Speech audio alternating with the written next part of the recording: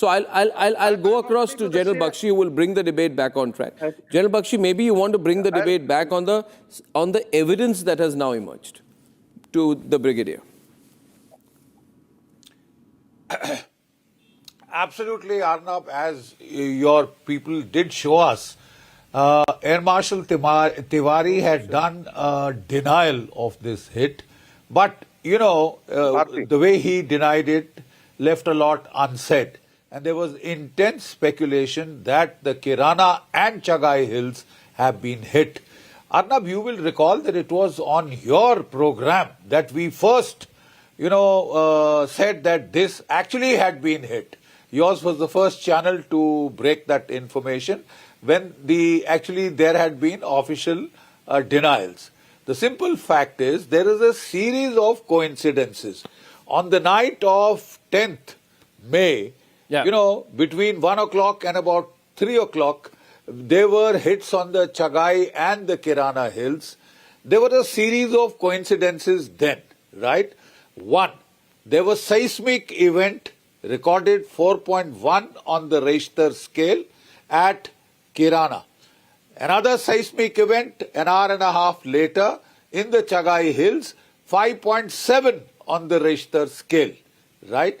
Now, this could have been, it was speculated, done because if a BrahMos missile had gone deep in, cooked off, radiological cook-off of some of the nuclear warhead, it could have created a seismic event of that magnitude, recorded the world over. Right, Arnab? Number two, next morning, a B-350 Beechcraft aircraft, which is used for monitoring radioactivity levels, flew over Chagai, Kirana, landed at Noor Khan, early morning, right? Fact number three, coincidence number three. An Egyptian IL-76 aircraft came via China. It was carrying a load of boron-10. Boron-10 is an isotope that is used whenever there is a nuclear reactor meltdown, like at Chernobyl, like at Fukushima, right? And that is the one that prevents the neutrons from coming out. It is mixed with polyurethane and thrown over the site from where you expect nuclear radiation leakage. That is the third coincidence, right? And now comes the confirmation.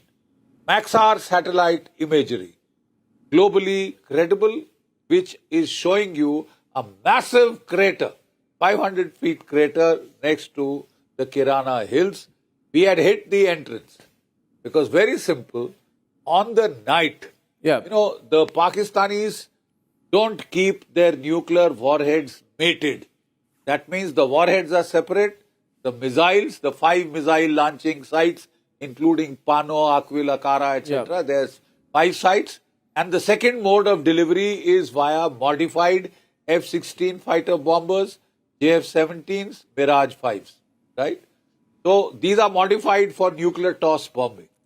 So when the Pakistanis on the night of 10th fired 2 Fateh 2 missiles and 1 Shaheen 2 missile, which can carry nuclear warheads. We had no way of knowing whether these had nuclear warheads or conventional warheads till they hit. As luck would have it, we fired our S-400s, Barak-8s, all 3 missiles shot down. 100% interception rate. No, I think that is... Just in case that they still tried to take out their missiles and made them with the warheads or the aircraft. There are therefore, General Bakshi, there are 2 questions which emerge out here.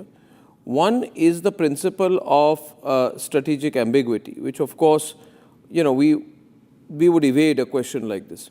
The second point is, and I really think the Pakistani panelists should become serious, because the International Atomic Energy Agency was forced to come out with a clarification at that point of time. We will all remember that.